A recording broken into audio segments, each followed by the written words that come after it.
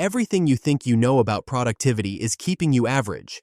And the reason you're constantly behind, stressed, and watching everyone else succeed is because you're using strategies designed to keep you distracted. You know that person in your class. They have straight A's, they're in sports, they have a social life, they sleep 8 hours, they never seem stressed.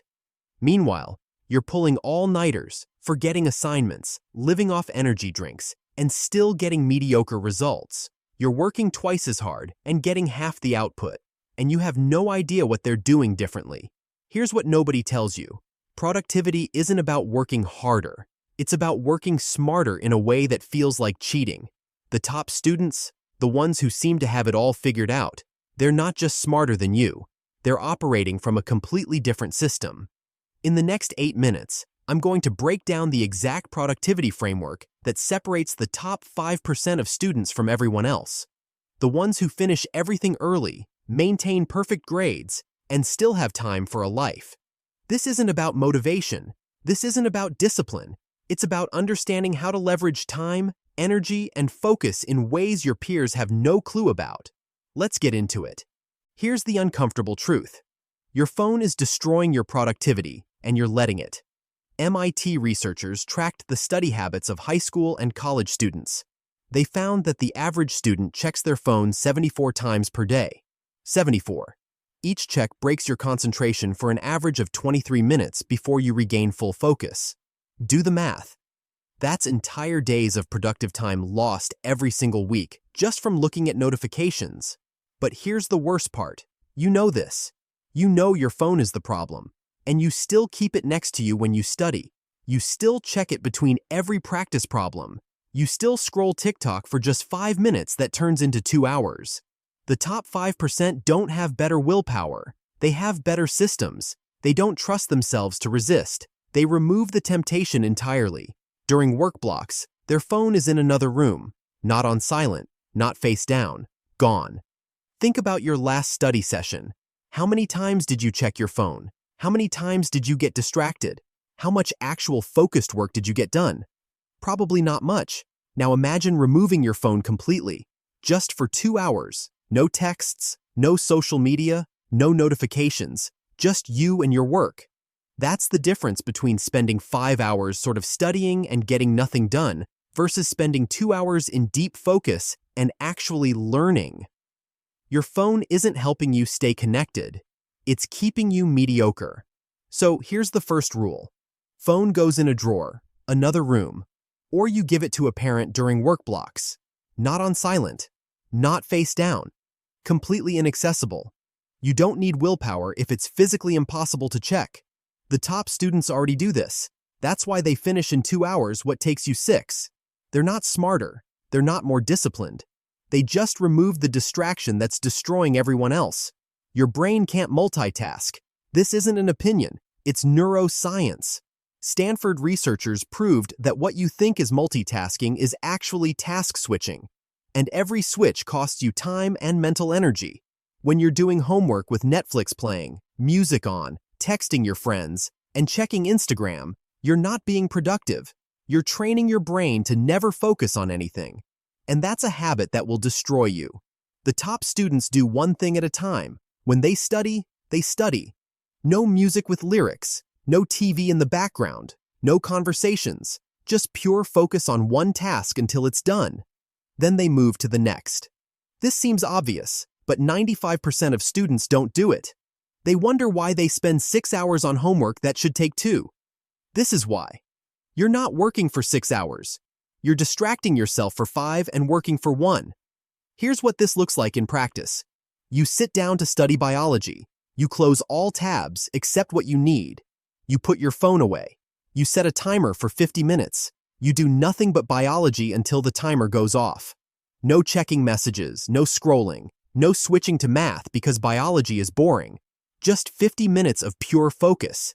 Then you take a 10-minute break. Then you do it again. That's it. That's the system. And it's more productive than anything you're currently doing. Most students confuse being busy with being productive. Harvard Business School studied time management in high achievers. What they found destroys the hustle culture myth. The most productive students don't work the most hours. They They say no to things that don't move them toward their goals, and they focus intensely on the few things that matter. You can't be productive if you're spread too thin. Every commitment you add dilutes your ability to do anything well. The student in 5 clubs who's mediocre at all of them isn't impressive. The student who's exceptional at one thing is. So you audit your life. What actually matters? What's moving you toward your goals? What's just making you look busy? Then you cut everything that's not essential, and you become exceptional at what remains. Here's someone who figured this out.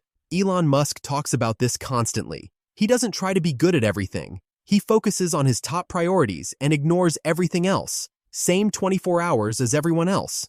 Different results. Why? Because he's not wasting energy on things that don't matter. The point isn't to be Elon Musk. The point is that focus beats spread every single time. The student trying to do everything ends up accomplishing nothing. The student who picks 3 things and dominates them wins. Time blocking will change your life. Yale researchers found that students who scheduled specific times for specific tasks were 3 times more productive than students who just had to-do lists. Why? Because a to-do list is a wish. A calendar is a commitment. When you write study biology, it's abstract. You'll get to it eventually. When you write study biology from 4 to 5:30 p.m., it's real. That time is allocated, protected, non-negotiable. Here's how you implement this. Every Sunday, you map out your week. Not just what you need to do, but when you're doing it. Monday 4 to 6 p.m., homework. Tuesday 7 to 8 a.m., study for math test. Wednesday 3 to 5 p.m., work on English essay. You block every hour. Sleep, school, sports, work, free time. Everything gets a block. And once something is blocked, that's what you do during that time. No negotiations. No, I'll do it later. The calendar is law. This system eliminates decision fatigue. You're not waking up every day wondering what to work on. Top performers plan once and execute repeatedly. Average students decide what to do in the moment and waste hours just figuring out where to start. That's the difference. Your energy management matters more than your time management. University of Pennsylvania studied peak cognitive performance in students. What they found is brutal. Most students study at their worst times and waste their best times. Your brain has about 4 hours of peak cognitive performance per day. 4 hours where you're sharp, focused, and capable of deep work. For most people, that's in the morning. And what do most students do with that time? Scroll their phone in bed. Show up to school half asleep. Zone out in first period. Then they try to do their hardest work at 11 p.m. when their brain is fried. That's backwards. The top students protect their peak hours like gold. If they're sharp in the morning, that's when they study for the hardest test. That's when they write the essay. That's when they do the work that requires deep thinking. They don't waste their best hours on easy tasks or distractions. And they don't try to do hard work when they're exhausted. Work with your energy, not against it. So you figure out when your brain works best. For most people, it's within 2 hours of waking up. That's your peak time. That's when you do your hardest, most important work. Not scrolling, not easy tasks, your best work. Then you do medium difficulty tasks when your energy is medium. And you do mindless tasks, like organizing notes or reviewing flashcards when you're tired. You match the difficulty of the task to your energy level. That's how you get 10 hours of output in 4 hours of work. Sleep is not optional. This is the part where most students lose. Columbia University tracked academic performance against sleep patterns. Students who averaged 7 to 9 hours of sleep per night had significantly higher GPAs, better focus, faster learning, and lower stress than students who averaged 5 to 6 hours. Not a little better, significantly better. You're not productive on 5 hours of sleep. You're surviving. There's a difference. But here's what students do. They stay up until 2 a.m. Finishing homework they could have finished at 8 p.m. if they weren't distracted. Then they wake up exhausted, perform terribly all day, come home tired, waste time because they're too tired to focus, stay up late again to finish what they should have done earlier. It's a death spiral, and it's completely avoidable. The top students prioritize sleep because they understand that 1 hour of focused work, when you're rested, beats 3 hours of half-asleep grinding. So you set a non-negotiable bedtime, let's say 10:30 p.m. Everything you haven't finished by 10 p.m., you finish tomorrow during your scheduled work blocks. No exceptions. Because staying up late doesn't make you productive. It makes you tired tomorrow, which makes you unproductive then too. Sleep is when your brain consolidates what you learned. Sleep is when you recover. Sleep is when you prepare for tomorrow. Skipping it to study more is like breaking your legs to run faster. It's self-sabotage. The Pomodoro technique is overhyped, but the principle is right. Northwestern researchers found that the brain focuses best in blocks of 45 to 90 minutes, followed by short breaks. Not 4-hour marathons, not 5-minute sprints, focused blocks with rest. So you work for 50 minutes, full focus, no distractions. Then you break for 10, walk around, stretch, get water, let your brain rest. Then you go again. 50 minutes of focus beats 3 hours of distracted half-work every single time. Here's why this works. Your brain isn't designed for endless focus. It needs recovery. When you try to push through for hours without breaks, your focus degrades. You start making mistakes, retaining less, working slower. The break isn't wasted time. The students who take strategic breaks are more productive than the ones who grind without stopping, because they're working with their biology, not against it. Active recall destroys passive review. This is the biggest productivity hack for studying, and most students have no idea. Princeton researchers compared learning techniques. Students who used active recall, testing themselves on material, retained 87% of information after 1 week. Students who reread notes or highlighted, 32%. That's not a small difference. That's the difference between acing the test and barely passing. So you stop rereading your notes. Stop highlighting. Stop watching videos. Those feel productive, but they're passive. You're not learning. You're familiarizing yourself. Instead, you close the book and test yourself. What were the main points? Can you explain this concept to someone else? What are the key formulas? You force your brain to retrieve the information. That's active recall. And it's how you actually learn instead of just feeling like you're learning. Here's what this looks like practically. You read a chapter, then you close it. You take a blank piece of paper and write everything you remember. Everything. Then you check what you missed and focus on those gaps. That's one cycle. Way more effective than reading the chapter 5 times and retaining nothing. The top students use active recall for everything. Flashcards, practice problems, explaining concepts out loud, anything that forces retrieval. The average students reread and wonder why they forget everything by test day. Environment shapes productivity more than willpower. Berkeley studied the impact of study environment on focus and retention. What they found is simple. Your environment either supports focus or destroys it. Trying to study in bed, you'll fall asleep or get distracted. Studying in a loud room, you'll lose focus constantly.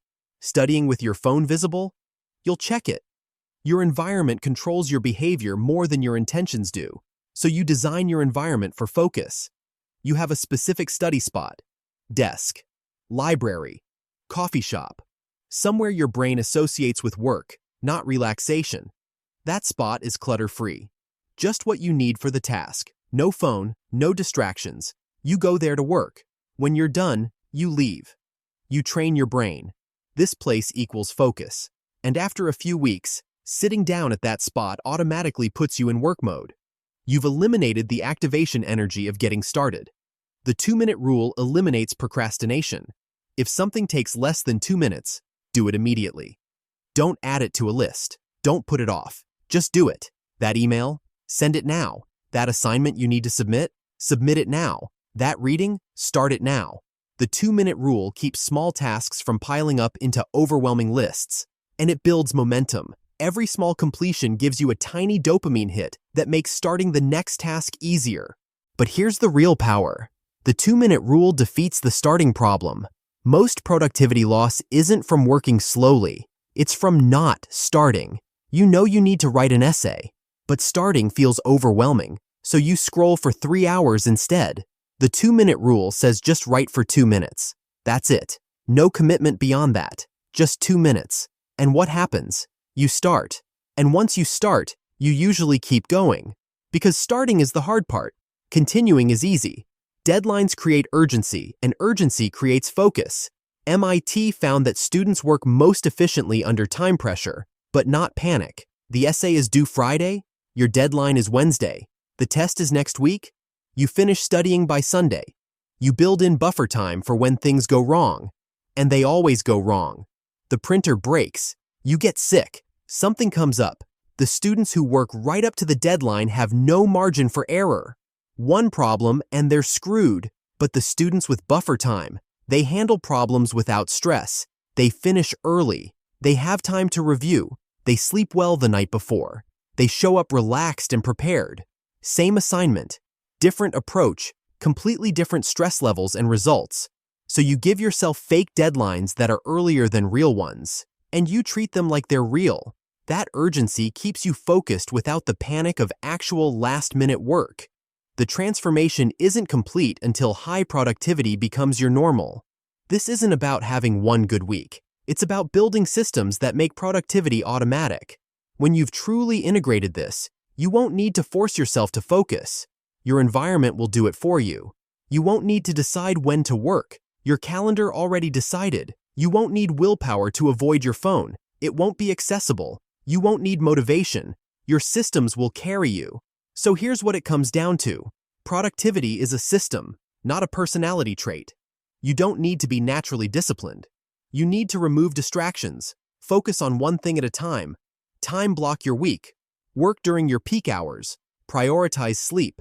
Take strategic breaks. Use active recall. Design your environment. Apply the 2-minute rule. And build in buffer time. That's it. That's the system.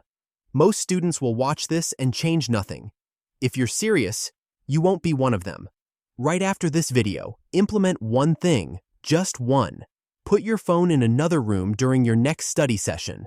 Time block tomorrow. Go to bed 30 minutes earlier tonight. Use active recall instead of rereading. Pick one. Master it this week. Then add another next week. Don't try to overhaul your entire life overnight. Build the system one piece at a time, then come back in 90 days and tell me how much more you're accomplishing with less stress and more free time. Because understanding productivity means nothing. Building systems that make you productive is everything.